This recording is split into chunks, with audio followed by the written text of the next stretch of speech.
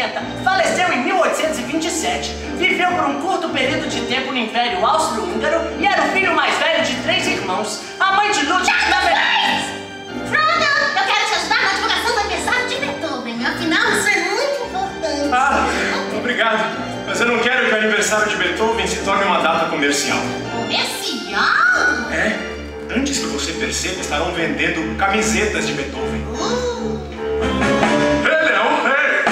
Se não sabe como vai começar, é só cantar até você decorar.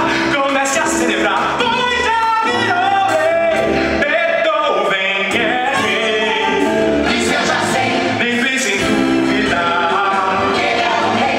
pois só de ouvir tocar a música do gênio, o talento maior, o mundo sabe de cor. Beethoven amém. Beethoven vem. Beethoven amém.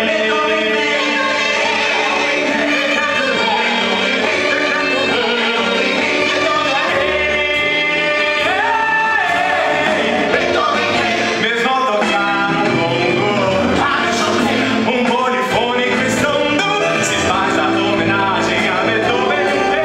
O grande mestre eu sei. Já sei! Vamos obrigá-los a colocar anúncio de Padre Inteiro em todos os jornais. Nós podemos abrir uma rede de Beethoven Band Stores. Não é que A gente demande! pode fazer uma quermesse. Não! Não! Não! E não! Meu Deus do céu! Isso tudo é muito comercial. Imaginem qual seria a emoção se todo mundo de cada nação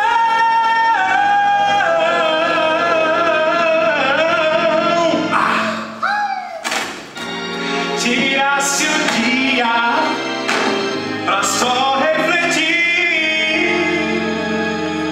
sobre o que